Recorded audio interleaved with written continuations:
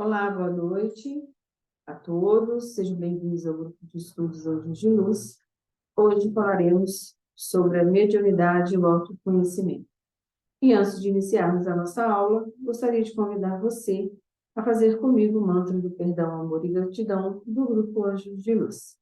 O mantra nos conecta com o Criador. Caso queira fechar os olhos, repita comigo. Hoje me perdoo e neste momento perdoo a todos. Peço perdão. Sinto muito, eu me amo, amo a todos, sou grato, estou livre, todos estão livres. Assim é, assim será. Está feito. Amém, amém, amém e amém. Agora vamos rezar juntos o decreto dos servidores da luz, pois cada um de nós é um servidor de Deus, luz maior a nos guiar. Feche os olhos e me acompanhe. Decreto dos servidores da luz. Eu sou um corpo de luz. Eu acendo a luz em mim e ao meu redor. Eu aciono as potencialidades cósmicas da luz para que vibrem em cada ser. Eu sou a luz. Eu sou a mais alta vibração de luz. Eu sou luz. Eu vibro na luz e permaneço na luz por toda a eternidade. Então, vamos começar falando hoje sobre mediunidade, tipos de mediunidade e autoconhecimento, e começando por mediunidade. Toda pessoa que sente influência de espíritos ou tem algum tipo de sensibilidade, sentindo vibrações energéticas em qualquer grau de intensidade, é considerada um médium. Essa faculdade é inerente ao homem. Por isso, mesmo, não constitui privilégio e são raras pessoas que não a possuem, pelo menos em estado rudimentar.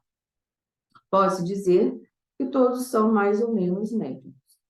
Usualmente, porém, essa qualificação se aplica somente aos que possuem uma faculdade mediúnica bem caracterizada, que se traduz por efeitos patentes de certa intensidade, que depende de uma organização mais ou menos sensitiva. Deve-se notar ainda que essa faculdade não se revela em todos da mesma maneira.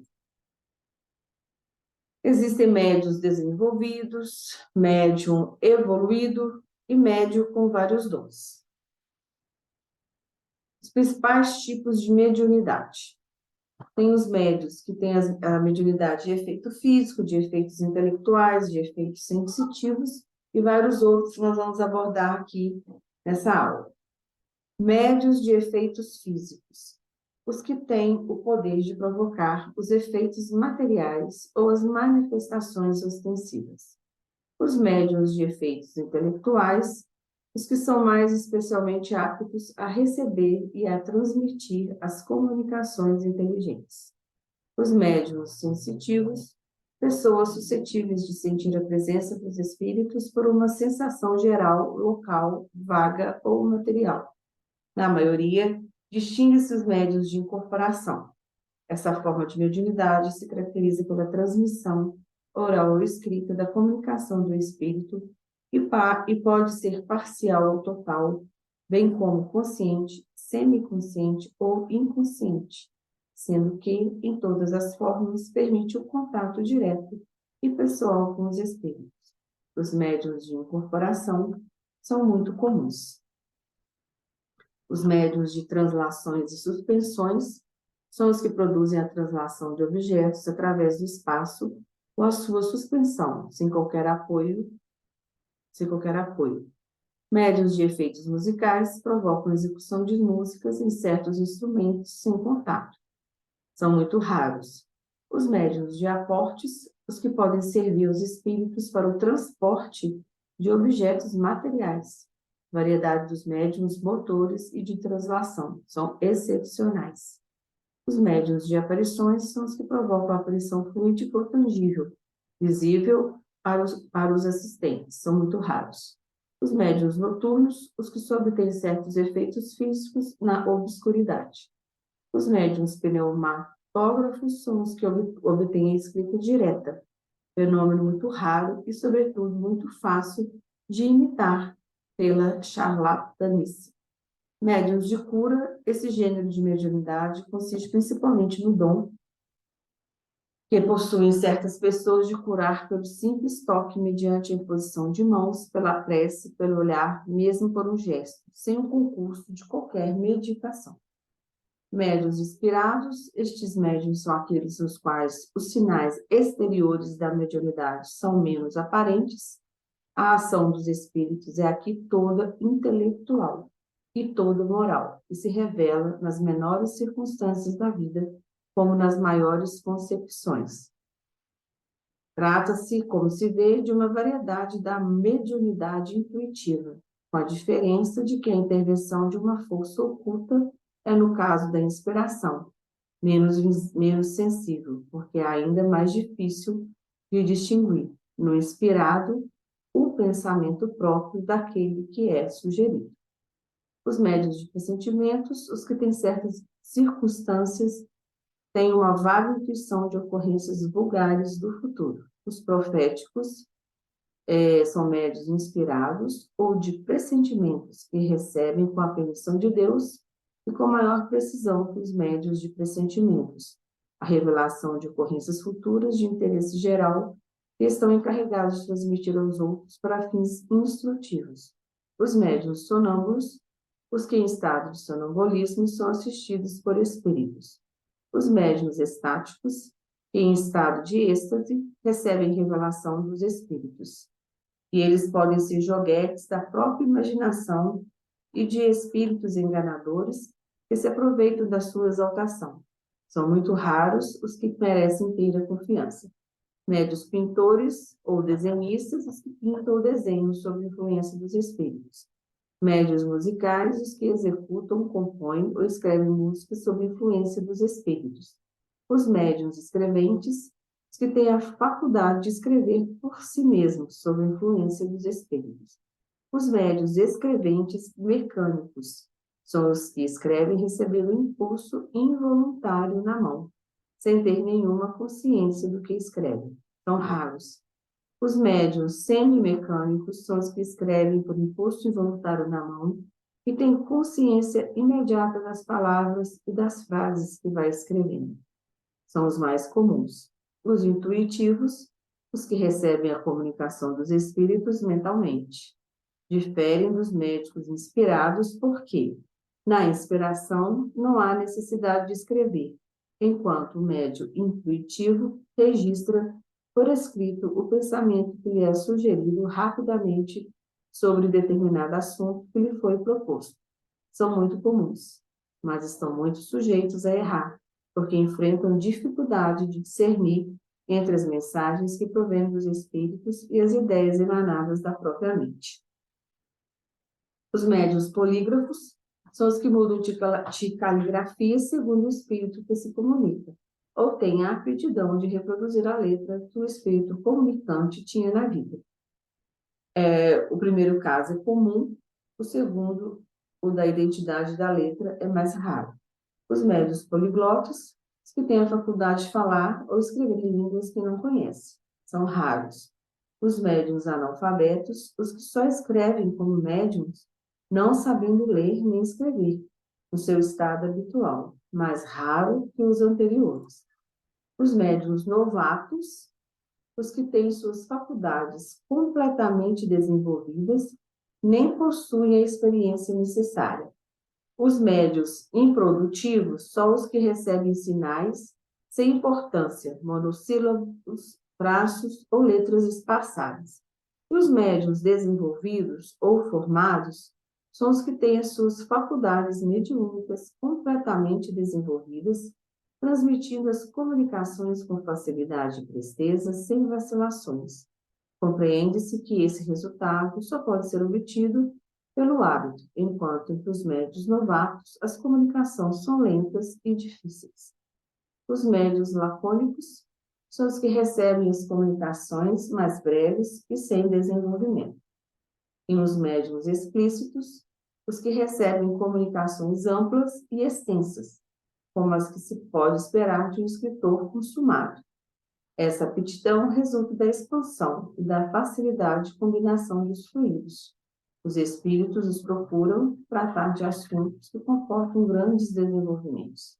Os médiuns experimentados A facilidade de desenvolver a mediunidade é uma questão de hábito, que geralmente se obtém em pouco tempo, enquanto a experiência resulta de estudo sério de todas as dificuldades que se apresentam na prática do espiritismo. Os médiuns flexíveis são os que têm faculdades que se prestam mais facilmente aos diversos gêneros de comunicações e pelos quais todos ou quase todos os espíritos podem manifestar-se espontaneamente ou por evocação. Essa variedade de médiuns se aproxima bastante dos médiuns sensitivos. Os médiuns exclusivos são aqueles que recebem determinado espírito, e até mesmo com a exclusão de todos os outros, respondendo ele pelos que são chamados através do médium. E os médiuns de evocação. Os médiuns flexíveis são naturalmente mais convenientes para este gênero de comunicação, mais aptos a responder às questões específicas que lhes foram propostas. Agora, a gente tem aqui o gênero e a especialidade das comunicações. Aí vão ser os médiuns versificadores, são os que obtêm mais facilmente comunicações em versos. Os médiuns poéticos são os que obtêm as comunicações através de versos, de estilo vaporoso, sentimental, sem qualquer tom de aspereza. São mais que os outros aptos à expressão dos sentimentos ternos e afetuosos. Tem os médiuns positivos, que suas comunicações, em geral, têm um caráter de nitidez e de precisão que se presta espontaneamente às explicações detalhadas e circunstanciadas aos ensinamentos exatos. Os literários, médiuns literários, que não têm o dom vago dos médiuns poéticos, e nem o terra-terra dos médiuns positivos, mas dissertam com sagacidade. Seu estilo é correto, elegante e frequentemente de notável eloquência. Os médiuns incorretos podem obter comunicação muito boa, pensamentos de elevada moralidade, mas seu estilo é difuso, incorreto, sobrecarregado de repetições de termos impróprios. A incorreção material do estilo decorre geralmente da falta de cultura intelectual do médium, que não serve de bom instrumento para o espírito nesse sentido. Mas o espírito liga pouca importância a isso, porque para ele o pensamento é o essencial, e vos deixa livres de lhes dar a forma conveniente. Já não se dá o mesmo com ideias falsas e ilógicas de uma comunicação, que são sempre um indício de inferioridade do espírito manifestante. Os espíritos historiadores, que têm aptidão especial para dissertações históricas. Os médiuns científicos, não dizemos sábios, porque podem ser até muito ignorantes, mas apesar disso, são especialmente aptos a receber comunicações relativas às ciências. Os médiuns medicinais, sua especialidade é de servirem mais facilmente aos espíritos que fazem prescrições médicas. Não se deve confundi-los com os médiuns curadores, porque nada mais fazem do que transmitir o pensamento do espírito, e não exercem por si mesmos nenhuma influência, muito comuns. Os médiuns religiosos recebem mais facilmente comunicações de caráter religioso, ou que tratam de questões relativas à religião, sem embargo de suas crenças e de seus costumes. Os médiuns filósofos e moralistas, as suas comunicações tratam geralmente de questões de moral ou de alta filosofia, muito comuns para questões morais. Agora, a gente vai falar quanto às qualidades morais do médium. Tem os médiuns que são os médiuns imperfeitos. Dentro desse grupo tem os médiuns obsedados, os que não podem livrar-se dos espíritos importunos e mistificadores devido à baixa vibração do médium, mas não se enganam com eles. Os médiuns fascinados, os que são enganados pelos espíritos mistificadores e se iludem com a natureza das comunicações recebidas. Os médiuns subjugados, os que são dominados moralmente, muitas vezes fisicamente, pelos espíritos de baixa vibração. Os médiuns levianos, os que não levam a sério a sua faculdade, servindo-se dela apenas para o divertimento ou para finalidades fúteis. Os médiuns indiferentes, os que não tiram nenhum proveito moral das instruções recebidas e não modificam em nada sua conduta e seus hábitos. Os médiuns presunçosos, os que têm a pretensão de estar em relação somente com espíritos superiores, julgam-se infalíveis e consideram inferior e errôneo o que não vem do seu intermédio. Os médiuns orgulhosos são os que envaidecem com as comunicações recebidas. Eles acham que nada mais têm a aprender na doutrina, não tomando para eles lições que frequentemente recebem dos espíritos. Não se contentam com as faculdades que possuem, querem obter todas. Os médiuns suscetíveis, a variedade de médiuns orgulhosos, que se aborrecem com as críticas às suas comunicações. Chocam-se com a menor observação. Quando mostram o que receberam, é para causar admiração e não provocar opiniões. São médiuns mercenários. Médiuns mercenários são os que exploram as suas faculdades. Os médiuns suscetíveis são uma variedade de médiuns orgulhosos que se aborrecem com as críticas às suas comunicações. Chocam-se com a menor observação. Os médiuns de má fé, os que tendo faculdades reais, simulam as que têm para se dar importância. Não se pode dar o título de médium às pessoas que, não tendo nenhuma faculdade mediúnica, só produzem fenômenos falsos pela charlatanice. Os médiuns egoístas, os que só se servem de faculdades para uso pessoal e guardam para si mesmos as comunicações recebidas. Agora a gente vai falar dos bons médiuns. Os médiuns sérios, os que se utilizam de suas faculdades para o bem e para finalidades realmente úteis. Julgam profaná-las, pondo-as ao serviço dos curiosos e dos indiferentes, ou para futilidades. Os médiuns modestos, que não se atribuem a nenhum mérito pelas comunicações recebidas, por melhores que sejam.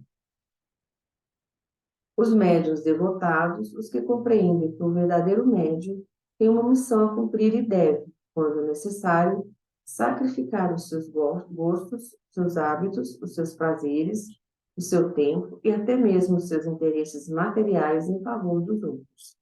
Os médiuns seguros, os que, além da facilidade de recepção, merecem a maior confiança, em virtude de seu caráter, da natureza elevada dos espíritos que o assistem, sendo, portanto, menos expostos a serem enganados. Agora, a gente vai falar da formação dos médiuns. Sobre a mediunidade ou dons espirituais, aquilo que é conhecido vale como quase nada. Existem mediunidades que param acima de tudo quanto é conhecido. Não dependem de religiões, de credos, de conceitos humanos, porém podem prejudicar por causa dos desvios morais do seu portador.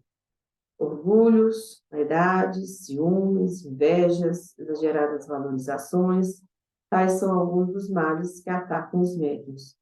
A dificuldade encontrada pela maioria dos médiuns iniciantes tratarem com energias negativas e espíritos inconscientes de vibração baixa. Toda a sua atenção deve estar empregada para não deixar tomar pé, porque, uma vez firmados, nem sempre é fácil manter a vibração em um planeta de expiação. Essa é uma questão capital, sobretudo no início, quando, sem as precauções necessárias, poderá pôr a perder. São muitas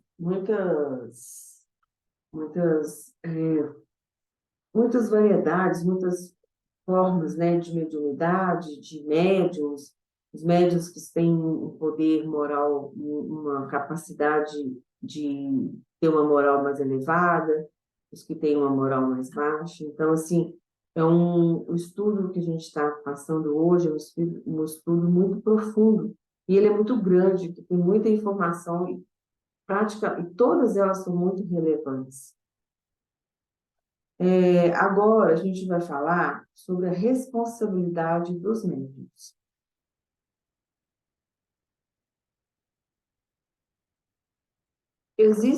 Existem faculdades que, de modo algum, são conhecidas ou reconhecidas. A complexidade mediúnica é vasta e profunda, não sendo fácil descobrir, discernir e aplicar totalmente bem o problema mediúnico.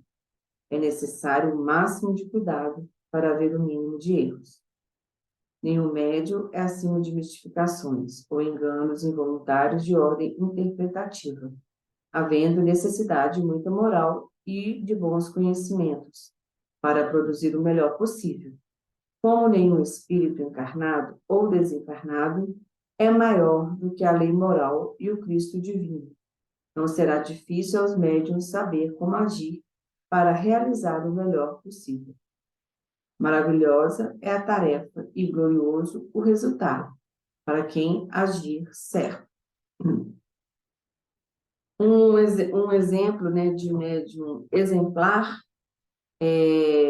com espírito de dons e sinais sem medida, ou diremos agora, o médium completo foi Jesus, produzindo fenômenos maravilhosos, tão maravilhosos, que em nossos dias, espíritos encarnados e desencarnados vivem pondo em dúvida, caindo em tremendas e bastante feias contradições.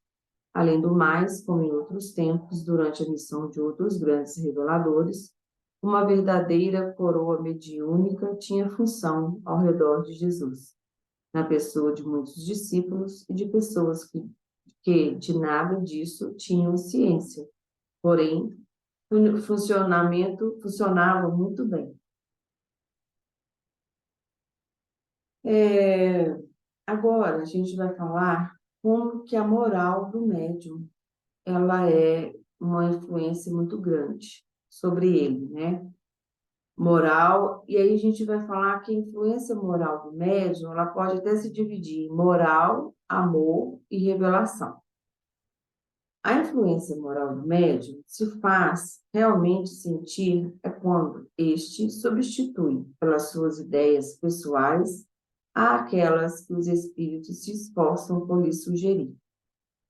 É ainda quando ele tira da sua própria imaginação as teorias fantásticas que ele mesmo julga, de boa fé, resultar de uma comunicação intuitiva. Neste caso, há 1000 possibilidades contra uma de que isso não passe de reflexo do espírito pessoal do médium. O orgulho. O orgulho se manifesta nos médiuns por sinais inequívocos, para os quais é necessário chamar a atenção, porque é ele um dos elementos que mais devem despertar a desconfiança sobre a veracidade das suas comunicações. Começa por uma confiança cega na superioridade das comunicações recebidas e na infalibilidade do espírito que as transmite. Disso resulta certo desdém por tudo o que não procede deles, que julgam possuir o privilégio da verdade. E o egoísmo? O egoísmo tem a sua fonte no orgulho. A exaltação da personalidade leva o homem a se considerar como acima dos outros, crendo-se com direitos superiores, e se fere com tudo que, segundo ele, seja um golpe sobre os seus direitos. A importância que, pelo orgulho, liga a sua pessoa, torna-se naturalmente egoísta. Para o orgulhoso, cesse de crer em sua superioridade. É preciso lhe provar que ele não é mais do que os outros, e que os outros são tanto quanto ele, que a igualdade é um fato e não simplesmente uma bela teoria filosófica, verdades que resultam da pré-existência da alma e da reencarnação. Algumas pessoas podem, sem dúvida, enganar-se de boa fé, mas outras podem simular essa faculdade por amor próprio ou por interesse. Nesse caso, deve-se particularmente levar em conta o caráter, a moralidade e a sinceridade habituais da pessoa. Mas é, sobretudo, nas questões circunstanciais que se pode encontrar o mais seguro meio de controle, porque há circunstâncias que não podem deixar dúvidas, como nos casos de exata descrição de espíritos que o médium jamais teve ocasião de conhecer quando encarnados. A confiança absoluta na superioridade das comunicações obtidas, desprezo pelas que não virem por seu intermédio, consideração irrefletida pelos grandes nomes, rejeição de conselhos, repulsa a qualquer crítica, afastamentos que podem dar opiniões desinteressadas, confiança na própria habilidade, apesar da falta de experiência. Essas são as características de médiuns orgulhosos. Necessário lembrar que o orgulho é quase sempre excitado no médium pelos que dele se servem. Se possuir faculdades um pouco além do comum, é procurado e elogiado, julgando-se indispensável e logo afetando áreas de importância e desdém, quando presta o seu concurso. Já tivemos de lamentar, várias vezes, os elogios feitos a alguns médiuns, com a intenção de encorajá-los. A moral absoluta, que contém, cuja extensão vai à adoração de Deus em espírito e verdade, fato que implica na evolução total da mônada espiritual, ou sua integração no grau crístico ou cósmico, acima de mundos e formas, pois isso representa ultrapassar a lei das reencarnações ou de sujeição às junções planetárias. E o amor que encerra para todos os efeitos a síntese das conquistas evolutivas, o maior dos instrumentos de edificação, pois, começando humano, confinado ou restrito ao mundo de relações humanas, ele irá crescendo, irá se avolumando até realizar na mônada espiritual a obra de sintonia ou de união com o Pai Divino. A revelação que lhe foi o veículo, pois a lei foi várias vezes transmitida e retransmitida no curso dos tempos e das raças. Em sua unidade, portanto, a lei de Deus contém 3 sentidos inamovíveis, que são a moral, o amor e a revelação. Em matéria de doutrina, consequentemente, a mais perfeita será sempre aquela que mais se aproximar da lei e do divino modelo, apresentado por Deus, para servir de caminho, verdade e vida. Perda e suspensão da mediunidade. Os médiuns podem perder sua faculdade? Isso acontece com frequência, qualquer que seja o gênero da faculdade, mas quase sempre também não passa de uma interrupção momentânea, que cessa com a causa que produziu. A causa da perda da mediunidade seria o esgotamento do fluido? Qualquer que seja a faculdade do médium, ele não tem poder sem concurso simpático dos espíritos. Quando nada obtém, nem sempre é porque a faculdade lhe falta, mas, frequentemente, são os espíritos que não querem ou podem servir-se dele. Qual a causa do abandono do médium pelos espíritos? O uso que ele faz da mediunidade é o que mais influi sobre os espíritos bons. Podemos abandoná-lo quando ele a emprega futilidades ou com finalidades ambiciosas, e quando se recusa a transmitir as nossas palavras ou a colaborar na produção dos fenômenos para os encarnados, que apelam a ele ou que precisam ver para se convencerem. Esse dom de Deus não é concedido ao médium para seu prazer, e menos ainda para servir as suas ambições, mas para servir sua evolução e para dar a verdade aos homens. Se o espírito vê que o médium não corresponde mais aos seus propósitos, nem aproveita as instruções e conselhos que lhes dá, afasta-se e vai procurar um protegido mais vivo. Aí agora nós vamos falar sobre o autoconhecimento. E eu tirei uma frase lá do João, capítulo 8, versículo 32. E conhecereis a verdade, e a verdade vos libertará. O autoconhecimento é um processo de libertação. Trata-se da possibilidade de reconhecer a própria geografia interna, o que permite a identificação das barreiras para o crescimento que deve ser seguida da desobstrução dessa passagem, a permitir que a marcha rumo à evolução prossiga. Nesta caminhada, entende-se que o outro não é a causa dos nossos próprios problemas, e assim, sozinho, começa-se a buscar o que levou àquela cena, o que também significa perder as autoilusões, pois ao olhar para si mesmo, sente-se a inevitável dor de não ser ainda aquilo que se gostaria de ser. Aí fala agora da doutrina espírita, que nos conduz pelo seu estudo sério para encontrar respostas sobre as origens das nossas dores e das nossas angústias existenciais. Nos ensina que, pelo estudo consciente e responsável dos nossos atos, pensamentos, ideias e sentimentos feitos através de uma viagem interior, em um processo de introspecção, vamos nos encontrar sem as máscaras da ilusão. De forma que, ao nos depararmos com tantas dificuldades que foram ao longo de existências paulatinamente abandonadas nos porões da mente e do coração, essa mesma doutrina nos consola com as promessas do Cristo e a certeza da misericórdia divina, que sempre nos possibilitará recomeçar mais amadurecidos. Com a luz da esperança em dias melhores, caminhamos pelo autoconhecimento, sem temer, sem temor, percebendo emoções e sentimentos, muitas vezes negativos, como orgulho e a vaidade. Assim, a partir dessa identificação sem máscaras, torna-se possível recomeçar a jornada rumo às conquistas e ao desenvolvimento de virtudes necessárias para a plenitude do ser, o encontro do reino de Deus dentro dos nossos corações.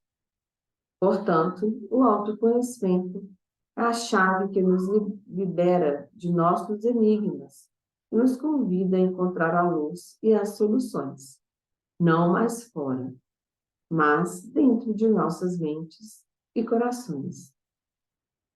Que brilhe a vossa luz. Bom, pessoal, essa foi a aula de hoje. Espero que tenham gostado. Como já disse, é um tema muito vasto, muito profundo. A gente deu uma abordagem no geral, mas espero que possam ter ajudado vocês. Eu agradeço a Deus, ao Cristo, a equipe médica do Grande Coração de Astéria, representada por Dr. Helmut, mentor do Grupo Anjo de Luz, e a todos vocês que participaram.